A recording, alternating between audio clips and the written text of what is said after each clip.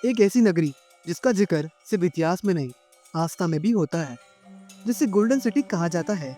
एक ऐसा राज्य जहाँ 9 लाख महल थे, जिसे विश्वकर्मा ने भगवान श्री कृष्ण के लिए बनाया था।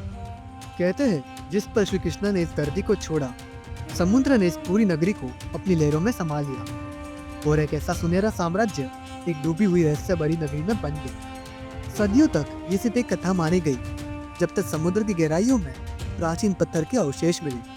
स्वागत है आपका द्वारका श्री कृष्ण की नगरी में।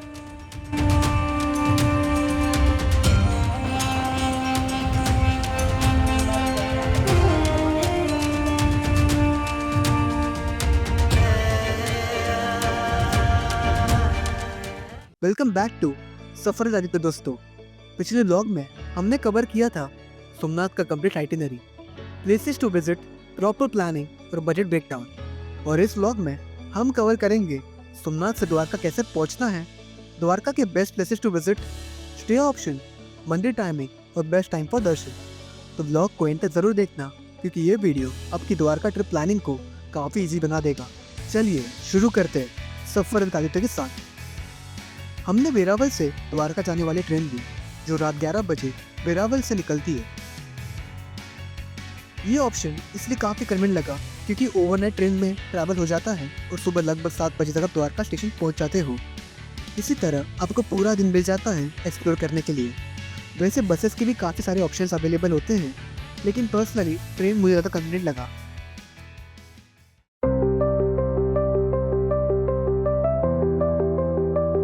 अभी बज चुके हैं सुबह के 7 बजे और हम पहुँचे द्वारका रेलवे स्टेशन। तो आगे की जर्नी करते हैं और आपको भी दिखाते हैं।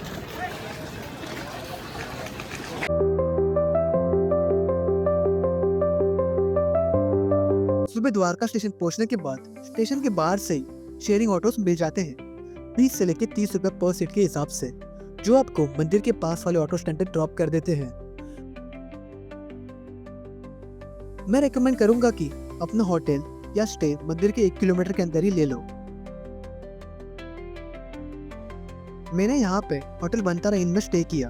रूम्स अवेलेबल थे, इसलिए चेक इन इजीली हो गया। होटल मुझे काफ़ी अच्छा लगा क्योंकि न्यूली ओपन भी था, क्लीन भी था और रूम्स आप विजुअल में देख ही सकते हो। रूम में आ गए हैं तो रूम कुछ ऐसा है। होटल का नाम है वंतारा इन, तो इसका भी गूगल मैप का लिंक मैं डिस्क्रिप्शन दे दूंगा और इसके प्राइसिंग के साथ दे दूंगा, तो आप भी चेकआउट कर लेना अगर आप भी द्वारकाधीश आ रहे हो तो। और यहाँ से मंदिर कुछ हार्डली 500 मीटर्स पे ही है, वॉकिंग डिस्टेंस पे है, तो उसकी भी डिटेल्स दे दूंगा आपको। अभी जस्ट आया हूँ, चेक इन किया हूँ, फ्रेश होता हूँ, नहा लेता हूँ, फिर निकलते अपने टूर पे। मैं द्वारका में 2 दिन रुकने वाला था, इसलिए मैंने पहले से काफ़ी रिसर्च की थी कौन कौन से प्लेसेस एक्सप्लोर करने हैं और कैसे कवर करना है। हमने 2 दिन के लिए स्कूटी रेंट की, जो ₹800 पड़ी, क्योंकि हम 2 लोग थे और ऑटो वाले काफ़ी ज़्यादा रेट बता रहे थे, तो स्कूटी ऑप्शन ज़्यादा कन्वीनियंट लगा। इसका डिटेल आप स्क्रीन पर देख सकते हो। तो हमने अपनी आइटिनरी कुछ इस तरह प्लान की थी। द्वारकाधीश के दर्शन हमने इवनिंग में रखे, ताकि उस टाइम भीड़ थोड़ी कम मिले और दिन में हम बाकी सारे प्लेसेस को एक्सप्लोर कर सकें। सबसे पहले हम यहाँ से निकले बेट द्वारका के लिए, जो द्वारका मंदिर से लगभग 33 किलोमीटर दूर है। रोड्स काफ़ी अच्छे हैं स्कूटी राइड के लिए, बस डिस्टेंस थोड़ा लंबा है, इसलिए हम सुबह जल्दी निकल गए थे। एक इम्पोर्टेंट बात, बेट द्वारका दोपहर 12 से लेकर 3 बजे तक बंद होता है, इससे जल्दी निकलोगे तो उतने अच्छे से दर्शन हो पाएंगे। रास्ते में आपको काफ़ी सारी यूनिक बर्ड देखने को मिलते हैं, रोड भी काफ़ी सुंदर है, राइड काफ़ी इंजॉयबल हो जाती है।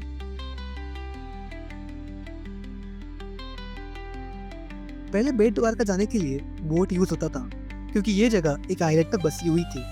एक बोट में लगभग 150 लोग आते थे, लेकिन पिछले 2-3 सालों में बोट सर्विस कम्प्लीटली बंद कर दी है और उसकी जगह भव्य सुदर्शन सेतु ब्रिज बनाया गया है। अब आप डायरेक्ट ब्रिज से ही बेट द्वारका जा सकते हो और लोग अक्सर यहाँ रुककर फोटोज और वीडियोस निकालते हैं।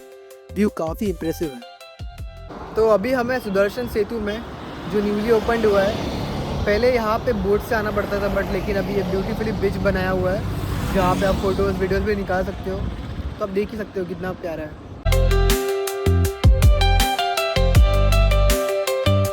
बेट द्वारका ये एक ऐसी जगह है जहाँ दिव्य दोस्ती, त्याग और छुपे हुए सुनहरे राज्य की अमर कहानी बसी हुई है। जब श्री कृष्ण द्वारका शहर में राज्य चलाते थे, तब बेट द्वारका उनका निजी निवास था। वो जगह जहाँ अपने परिवार और रानियों के साथ रहते थे। ये एक ऐसा शानदार नगर था जो सिर्फ बोट के जरिए ही पहुंचने लायक था। इसी वजह से प्राचीन ग्रंथों में इसे अंतर्द्वीपा यानी इनर आइलैंड कहा गया। अब कहानी आती है कृष्ण और सुदामा की अमर दोस्ती के बारे में। जहाँ कृष्ण एक महान राजा थे, वही सुदामा बेहद गरीबी में जीवन जी रहे थे। अपनी पत्नी के कहने पर सुदामा अपने मित्र कृष्ण से मिलने निकले। अपने साथ ले जा रहे थे थोड़ा सा चावल, एक छोटा सा उपहार देने के लिए।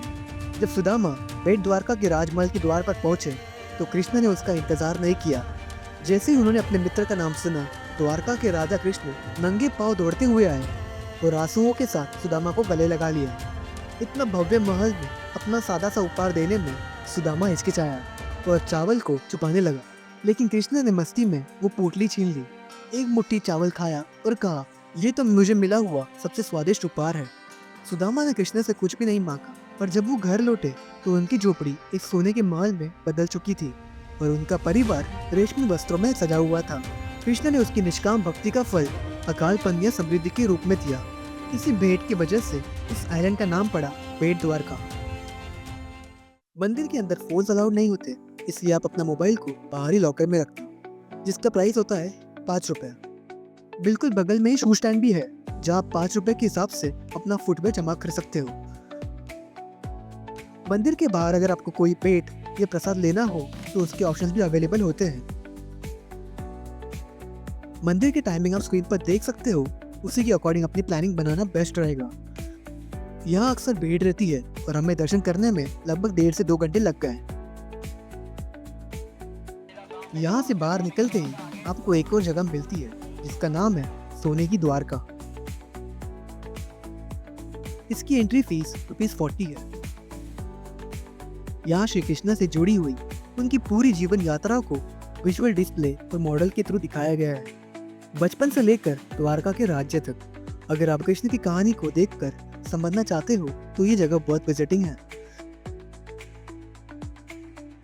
दर्शन करते करते दोपहर हो गई थी, इसलिए हमने खाना खाने के लिए एक छोटा सा ब्रेक लिया, क्योंकि ये आइलैंड पर आगे 2 और मंदिर है और उनके रास्ते में खाने के लिए ऑप्शंस नहीं मिलते, इसलिए यहाँ रुकना बेस्ट लगा। हमने यहाँ राधा कृष्ण रेस्टोरेंट में लंच किया और ऑनेस्टली खाना काफ़ी मस्त था। हमने मटर पनीर, बटर रोटी और साथ में छाछ ट्राई किया। सब कुछ वर्थ इट था।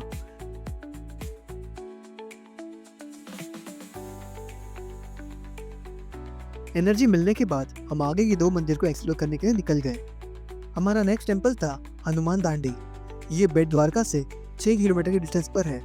रोड थोड़े खराब से है, तो अगर आप स्कूटी से या बाइक से आ रहे हो तो संभाल कर ट्रैवल करना। बेट द्वारका मंदिर से थोड़ा दूर एक शांत और छुपी हुई जगह है जिसे हनुमान दांडी के नाम से जाना जाता है। ये सिर्फ एक मंदिर नहीं, बल्कि पिता और बेटे का अद्भुत और पहली मुलाकात की कहानी का साक्षी है।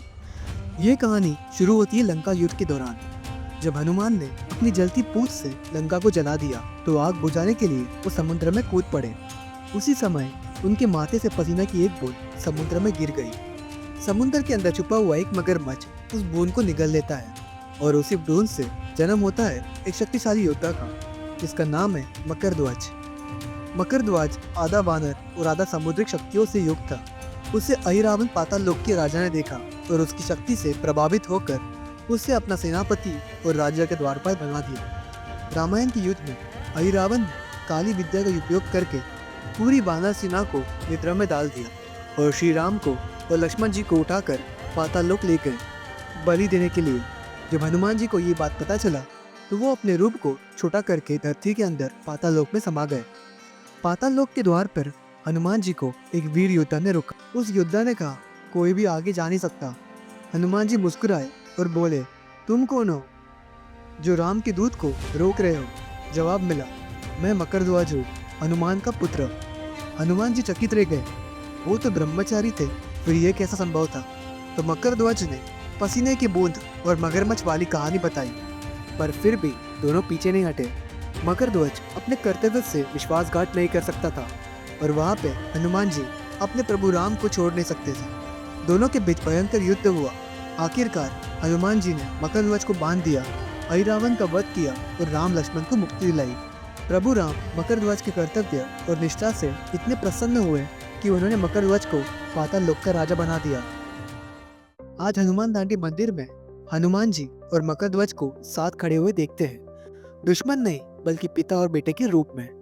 यह हनुमान जी युद्ध के रूप में नहीं बल्कि दांडी भाव में दिखते हैं, गदा नीचे, चेहरे पर शांति, जैसे अपना उस बेटे का उत्सव मना रहे हो जिसके बारे में उन्हें कभी पता ही नहीं था। यहाँ एक लोकल बिलीफ भी माना जाता है कि हनुमान जी की मूर्ति हर साल थोड़ी थोड़ी जमीन के अंदर धंसती है। कहा जाता है कि जिस दिन ये मूर्ति पूरी तरह से जमीन में समा जाएगी उस दिन कलयुग का अंत हो जाएगा। इसी विश्वास के साथ ये जगह और भी ज्यादा रहस्यमयी और पवित्र बन जाती है। हनुमान दांडी से लगभग 500 मीटर के आगे ही 84 दूना सिद्ध पीठ है। ये बेट द्वारका का एक शांत और पवित्र स्थान माना जाता है। कहा जाता है कि यह 84 सिद्ध ऋषियों ने कठोर तपस्या की थी। हर ऋषि ने अपना दूना जलाया था। इन सब दूनाओं से यह आध्यात्मिक ऊर्जा का गहरा बना। जाते वक्त ऋषियों ने सब अग्नियों को एक अखंड ज्योत में मिला दिया। यह अखंड ज्योत सदियों से लगातार जल रही है। माना जाता है कि श्री कृष्ण यहाँ आकर बैठे थे। आज भी यहाँ का वातावरण बहुत ही शक्तिशाली महसूस होता है। भक्त विश्वास के साथ यह प्रार्थना और नारियल अर्पण करते हैं। बेट द्वारका के मेजर स्पॉट्स कवर करते करते लगभग 2 बज गए थे और यहीं से हम निकलने वाले थे अपने नेक्स्ट डेस्टिनेशन की तरफ, नागेश्वर ज्योतिर्लिंग। जी हाँ, आपने बिल्कुल सही सुना। 12 के 12 ज्योतिर्लिंगों में से एक ज्योतिर्लिंग यहाँ स्थित है।